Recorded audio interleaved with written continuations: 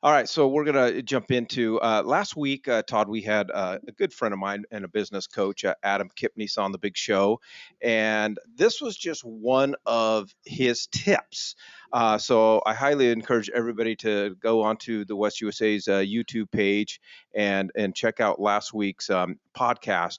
But it just really kind of stuck with me. So I thought we would just carry this into a deeper conversation because I know, Todd, you and I we've spent a lot of time over the last couple decades, talking about these strategies. And I wanted to bring Mindy into the conversation because she's a top real estate agent coach on a national level, as opposed to not only just here at West USA. So I wanted to just have a dialogue about building a productive workspace. I think that COVID really just messed people up, and people got used to or were forced into isolation. And isolation, I always maintain, really is the business killer. We are not meant to do this business in an isolated capacity, but neither here nor there. I mean, you choose where you want to work. And so that's the first tip: is identify. Don't just say, I don't want to go to the office. Just don't say, I don't want to rent office space. You have to sit back and take inventory and identify where you work best at. Just because you are permitted to work at home in your pajamas doesn't mean that you should. My wife should always work from home because she is highly, highly efficient. I should never work from home because the refrigerator, the TV, even the washing machine, I'd rather do laundry than make calls, right? So I get sidetracked. So just because you can work at home doesn't mean you should. But you have to answer the question, guys, do you work better at home? Maybe you work better at a coffee shop or I got two A's there, or maybe you work better at a West USA office. But Todd, you and I always talked about, if you do work from home, go through the motions. You always talk about take the shower, get dressed, get in your car, drive down and get a cup of coffee, and then drive up to your house like you are showing up to work. And then I just also wanted just to throw out there, West USA has private offices for rent. Mike, this is so important, Mindy. There is your domain. In fact, any real super producer of anything will tell you that you have to focus, you have to get in a range, and then that when you say, I'm going to time block, or I'm going to just call and make phone calls for the next hour or two or three, you have to shut off every external, sometimes even local internal distractions that you possibly can, so that you are uninterrupted. It's difficult to work from home because of life. And life comes in, the phone rings, the dog has to go out, your child has to get picked up from school or dropped off at school. There's so many interruptions in the real world today. So you have to protect yourself. You have to kind of put yourself in a bubble.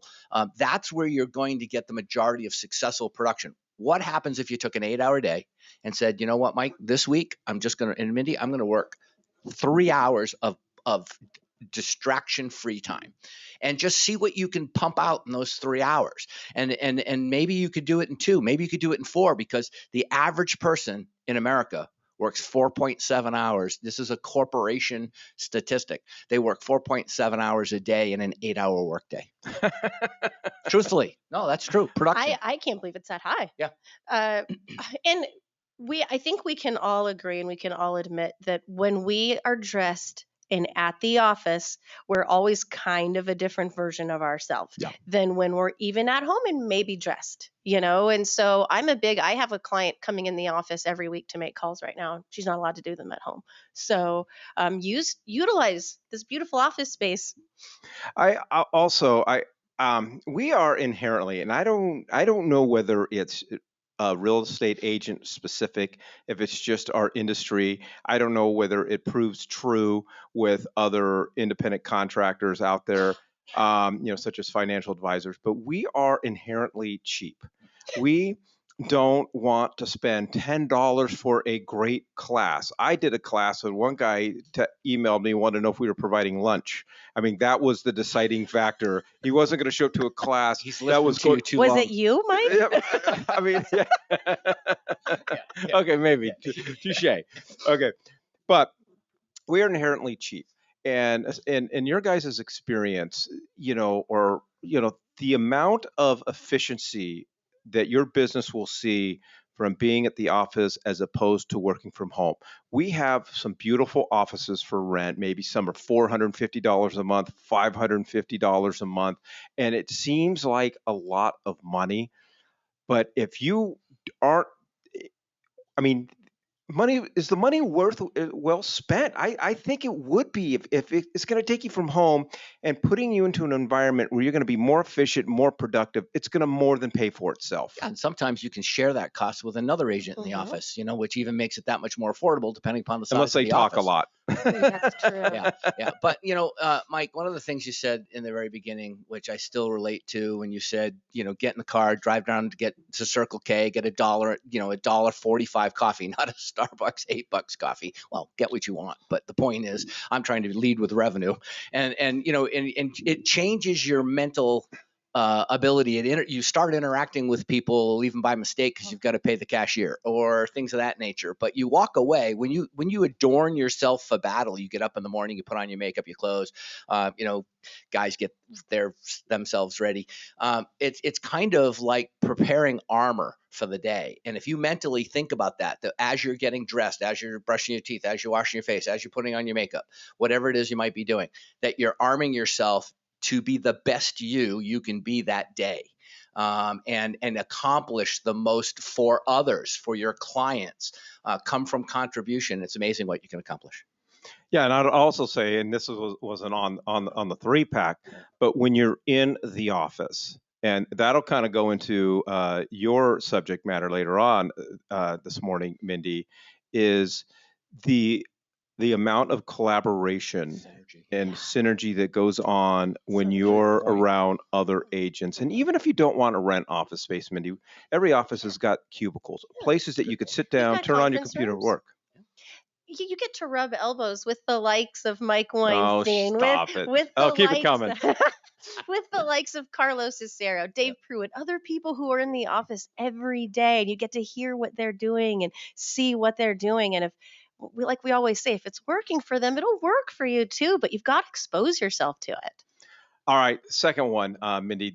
You're going to get really, really excited about this one. I can already see it. All right, but you have to, whether you work from home or you work from the office, either the day happens to you or you happen to the day. And I don't know whether that's a quote or not, but if it's not, I'm running with You're that. good. You did it first. I got that trademark now. But you have to have a schedule, and you have to maximize your calendar by time blocking. You have to have a calendar, and you have to have a start time. You have to have an end time.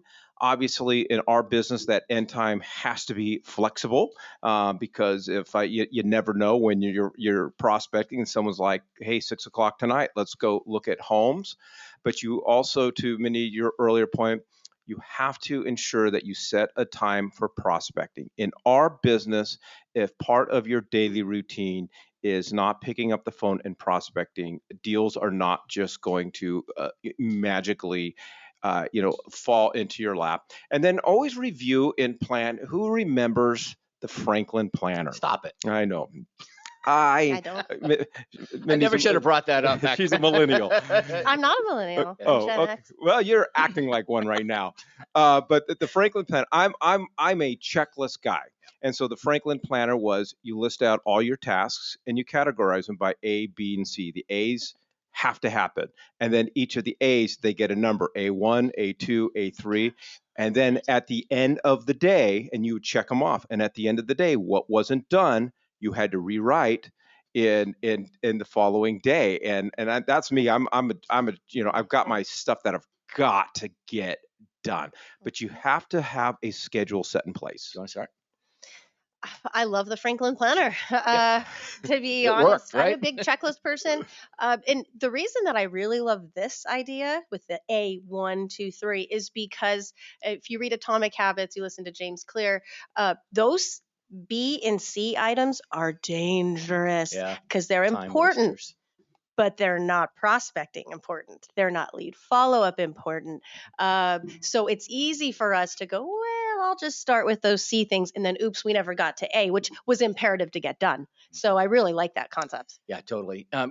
Anything is a schedule. CRMs are an electronic version of the Franklin Day Planner, and that's just where it's evolved to. It's evolved to, you can click a button now and it automatically moves to the next day, or you can, just have it prompt you. Which my Franklin Planner, if I left it at home, I didn't have consumers numbers. I didn't have what am I supposed to get done today, and so if you this is the smartest thing, because there's that old fashioned thing about getting the rocks done first. You remember that? Yeah. There were 4 buckets. One had rock, one had gravel, one had sand, and one had water. And if you don't put those things, if you don't put the big rocks in first, everything else doesn't sift and fit in, and the rocks fall out. So metaphorically, it's a graphic image that shows you that the most important thing is getting the income producing things, which is prospecting. And prospecting is not a bad word. It just means having a conversation with somebody. Yeah. I had my first Franklin planner. I was using my first one in the 9th grade. That's how far back this You goes. guys really just want to give us your age just right on the webinar. Okay. I saw it on Google. All right. So if you do have a private office, whether it's at home or whether you heed our advice and check out one of the West USA offices, you also have to prepare your workspace. You have to decorate it. You have to have the appearance so that when you walk in, it's going to inspire success. It's going to inspire organization. I'm a firm believer of what you're looking at will impact your mindset. Um, I'm at my office. My home office at home is different than mine here, but I don't know. I'm just a bookshelf guy. I love walking in. Having books makes me feel smart. Okay, I can barely read. I'm not a smart guy, but I tell you what, I walk in, I go, man, this guy's got books. I'm smart. This guy's got books. But I'm also, and now this is more. That is a first, Mike. But I'm also, and this is just more of something specific to me. I'm a whiteboard guy. I have several whiteboards in my office. Ryan and I, we have a big giant one. We brainstorm ideas, and we just got pictures of pictures of the whiteboard because we don't leave it up, but we brainstorm ideas. I also have one right behind me that I can look at every single day, that kind of just so that I can look at it, my hot leads, my leads that are with my lender, and then my nurture leads. And then some of the other things that I do is I always have in front of, whether I get to it that day or not, but whatever book I'm currently reading, I always have right in front of me, because it's constantly reminding me of some of the things that I've read. And then, if you're into motivational quotes, have a motivational quote or two laying around.